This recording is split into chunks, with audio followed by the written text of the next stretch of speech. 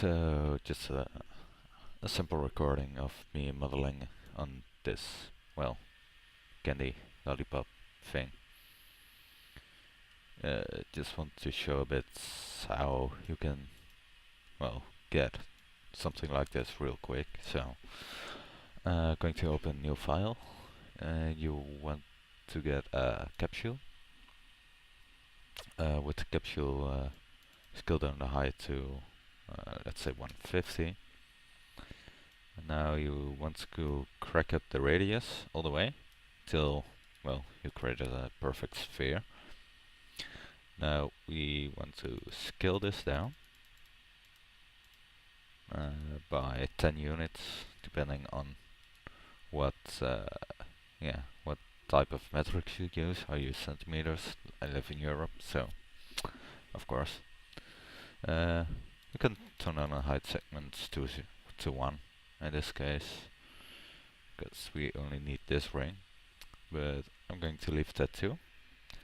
That's because we are going to use hypernerbs, and I don't want the hypernerbs fucking up the outer ring. So either click the symbol here or press C on the keyboard to make it editable. Select the Live Selection tool, go to Select, Loop, and try to stay on the vertical line here. Now you want to click, hold down Shift and click the one beneath it. Extrude, and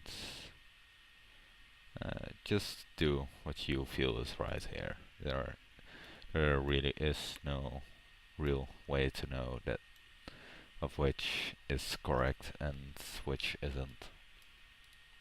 So basically you have your basic shape here. Want to add it to an hypernerbs. Well, in the other example I toned down both of these by 1, because, well, I don't think Kenny is perfect, so yeah. As for the texture, I use the one under plastic resin natural producer. This is from the Crystal Texture Kit Pro. You will have to buy it.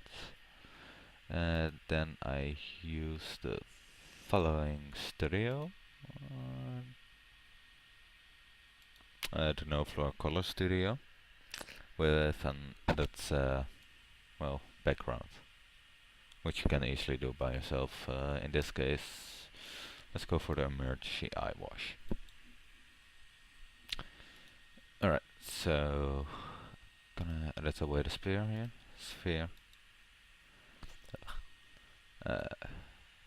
So here's our, well, yeah, lollipop. I don't know.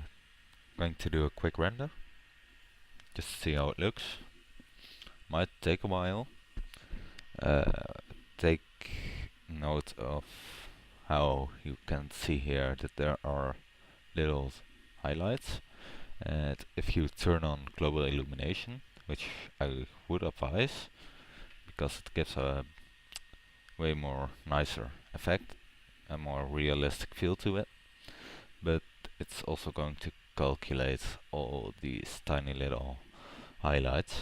So with global illumination you would need a rather beefy computer and the time and patience to let it render because that's going to take a while. And well, basically this was it. And well, as for the handle, I just easily window, this one. For the window I just used a cylinder, more, that's all. Yeah, and in the end you get this effect. As for render settings, well, if you want 1080p file, then go 1920. Just set this to HD TV. Will automatically create the standard HD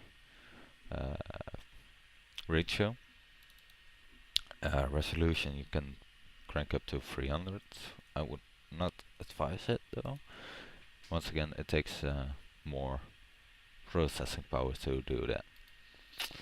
Well, global illumination, you want to go to general, IR plus QMC still image, and well, you can either leave this on medium or put it up to high or low if desired.